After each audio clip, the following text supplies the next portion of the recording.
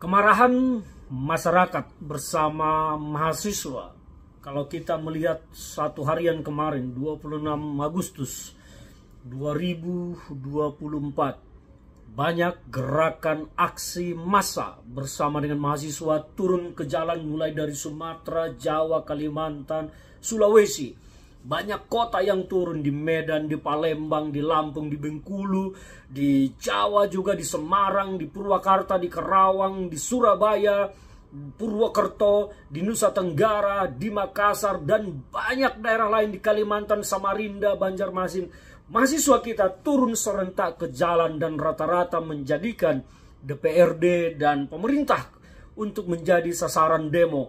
Apa yang mereka percarakan? Apa yang mereka perjuangkan?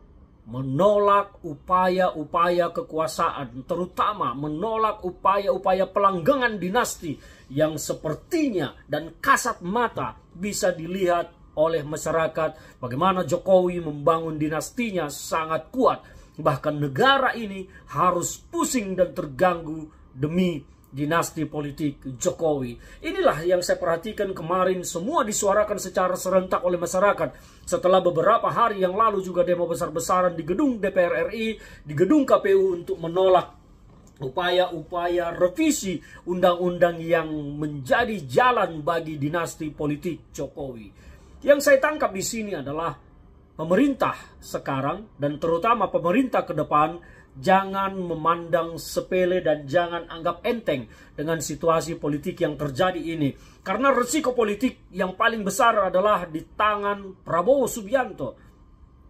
Jokowi sudah akan berakhir. Jadi kalau bangsa ini pun rusuh secara nasional, Jokowi lengser, dia tidak akan merasakan lengser yang berat. Karena memang ini sudah di ujung kekuasaannya. Tetapi yang paling berat adalah bagi Prabowo Subianto ketika negara kacau.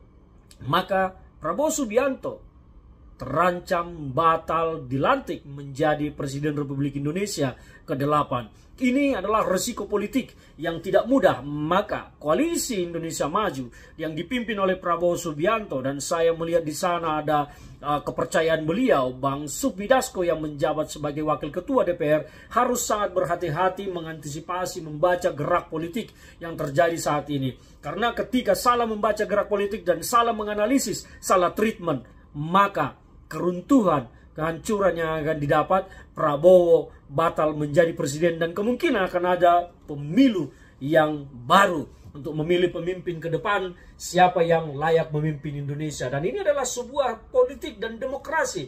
Bisa saja terjadi dan itu sah menjadi bagian demokrasi ketika bangsa ini jatuh ke dalam situasi chaos nasional dan terjadi pemerintahan transisi. Ujung-ujungnya adalah pemilu baru.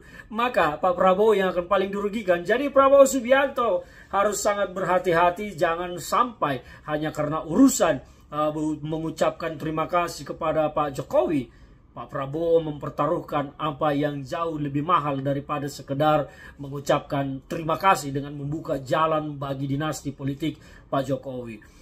Dan bagi saya, gerakan massa ini, gerakan mahasiswa bersama massa yang terlihat kemarin serentak dilakukan di banyak daerah. Puluhan daerah melakukan aksi serentak dan paling ramai kemarin adalah Semarang. Sampai malam terjadi kerucuhan antara pengunjuk rasa dengan pihak aparat kepolisian yang berupaya bertindak represif untuk menyelesaikan aksi massa yang ada.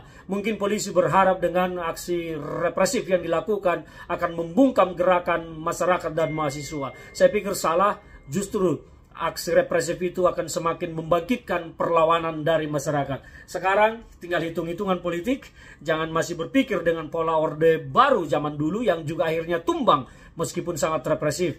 Ini adalah bangsa kita yang harus kita jaga bersama-sama. Saya pikir aparat keamanan, polisi, tentara, dan semuanya harus mengkalkulasi ulang upaya-upaya penanggulangan unjuk rasa jangan sampai menjadi bensin yang menyiram api.